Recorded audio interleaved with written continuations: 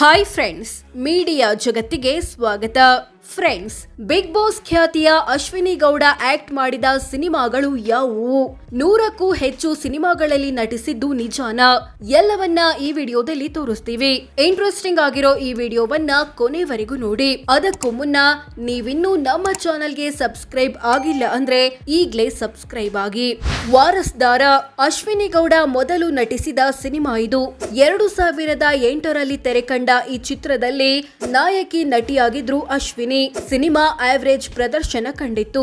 3ನೇ class Manja, BCom ಭಾಗ್ಯ. ಅಶ್ವಿನಿ ಗೌಡ ನಟಿಸಿದ 2ನೇ ಚಿತ್ರ ಇದಾಗಿದೆ. 2008ರಲ್ಲಿ ರಿಲೀಸ್ ಆದ ಈ ಸಿನಿಮಾದಲ್ಲಿ ನಾಯಕಿಯಾಗಿ ಬೋಲ್ಡ್ ಪಾತ್ರದಲ್ಲಿ ಕಾಣಿಸಿಕೊಂಡಿದ್ರು. ಆದ್ರೆ ಸಿನಿಮಾ ಫ್ಲಾಪ್ ಆಯ್ತು. ಚಿಕ್ಕಪೇಟೆ ಸಾಚಾಗಳು 2009ರಲ್ಲಿ ತೆರೆಕಂಡ ಈ ಸಿನಿಮಾದಲ್ಲೂ ನಾಯಕಿಯಾಗಿದ್ರು ಅಶ್ವಿನಿ ಗೌಡ. ಸಿನಿಮಾ ಫ್ಲಾಪ್ ಆಯ್ತು.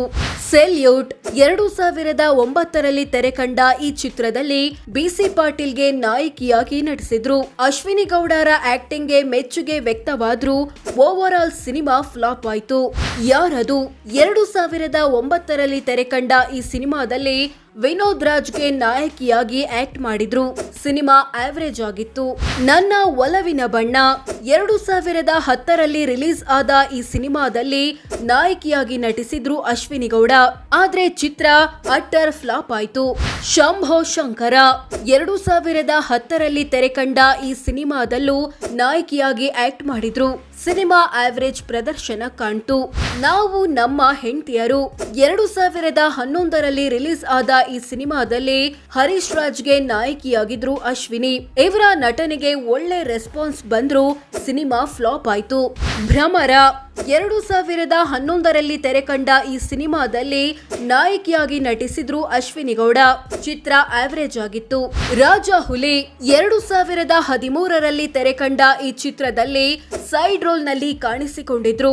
ಸಿನಿಮಾ ಸೂಪರ್ ಡೂಪರ್ ಹಿಟ್ ಆಗಿತ್ತು. ಚಡ್ಡಿ ದೋಸ್ತ್ 2013ರಲ್ಲಿ ರಿಲೀಸ್ ಆದ ಈ ಚಿತ್ರದಲ್ಲಿ ರಂಗಾಯಣ ರಘುಗೆ ನಾಯಕಿಯಾಗಿದ್ರು ಅಶ್ವಿನಿ. ಚಿತ್ರ ಆವರೇಜ್ ಆಗಿತ್ತು.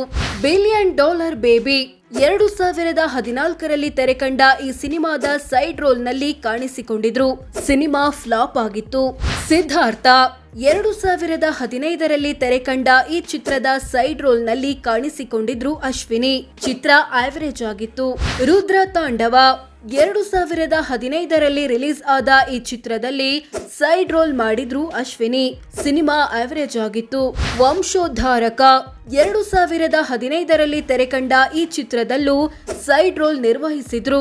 ಚಿತ್ರ ಆವರೇಜ್ ಪ್ರದರ್ಶನ ಕಂಡಿತ್ತು. ರಾಕೆಟ್ 2015ರ ಕೊನೆಯಲ್ಲಿ ತೆರೆಕಂಡ ಈ ಸಿನಿಮಾದಲ್ಲಿ ಸೈಡ್ ರೋಲ್ ನಲ್ಲಿ ಕಾಣಿಸಿಕೊಂಡಿದ್ರು ಅಶ್ವಿನಿ. ಚಿತ್ರ ಆವರೇಜ್ ಆಗಿತ್ತು. ಹ್ಯಾಪಿ ಬರ್ತ್ಡೇ 2016ರಲ್ಲಿ ರಿಲೀಸ್ ಆದ ಈ ಸಿನಿಮಾದಲ್ಲಿ ಸೈಡ್ ರೋಲ್ ನಲ್ಲಿ ಕಾಣಿಸಿಕೊಂಡಿದ್ರು. ಸಿನಿಮಾ ಆವರೇಜ್ ಪ್ರದರ್ಶನ ಕಂಡಿತ್ತು. ಹೇ ಸರಸು 2016ರಲ್ಲಿ ಥಿಯೇಟರ್ ಬದಲು ಟಿವಿಯಲ್ಲಿ ನೇರವಾಗಿ ತೆರೆಕಂಡ ಈ ಸಿನಿಮಾದಲ್ಲಿ ರಮೇಶ್ ಅರವಿಂದ್ಗೆ ನಾಯಕಿಯಾಗಿದ್ರು ಅಶ್ವಿನಿ ಗೌಡ. ಚಿತ್ರ ಆವರೇಜ್ ಆಗಿತ್ತು. ರಾಮರಾಜ್ಯ 2018ರಲ್ಲಿ ತೆರೆಕಂಡ ಈ ಸಿನಿಮಾದ ಸೈಡ್ ರೋಲ್ ನಲ್ಲಿ ಕಾಣಿಸಿಕೊಂಡಿದ್ರು. ಚಿತ್ರ ಆವರೇಜ್ ಆಗಿತ್ತು. ಒಡೆಯ 2019ರಲ್ಲಿ ರಿಲೀಸ್ ಆದ ಈ ಸಿನಿಮಾದಲ್ಲಿ ಸೈಡ್ ರೋಲ್ ಮಾಡಿದ್ರು ಅಶ್ವಿನಿ. ಚಿತ್ರ ಆವರೇಜ್ ಪ್ರದರ್ಶನ ಕಂಡಿತ್ತು. ವರದ 2022ರಲ್ಲಿ ತೆರೆಕಂಡ ಈ ಸಿನಿಮಾದಲ್ಲೂ ಸೈಡ್ ರೋಲ್ ನಿರ್ವಹಿಸಿದ್ರು. ಚಿತ್ರ ಆವರೇಜ್ ಆಗಿತ್ತು. ಪೆಂಟಗಾನ್ 2023ರಲ್ಲಿ ತೆರೆಕಂಡ ಈ ಸಿನಿಮಾದಲ್ಲೂ ಸೈಡ್ ರೋಲ್ ಮಾಡಿದ್ರು. ಚಿತ್ರ ಆವರೇಜ್ ಆಗಿತ್ತು. ರುದ್ರ ಗರುಡ ಪುರಾಣ 2025ರ ಆರಂಭದಲ್ಲಿ ರಿಲೀಸ್ ಆದ ಈ ಸಿನಿಮಾದ ಸೈಡ್ ರೋಲ್ ನಲ್ಲಿ ಅಶ್ವಿನಿ ಕೂಡ ಇದ್ರು. ಸಿನಿಮಾ ಆವರೇಜ್ ಆಗಿತ್ತು.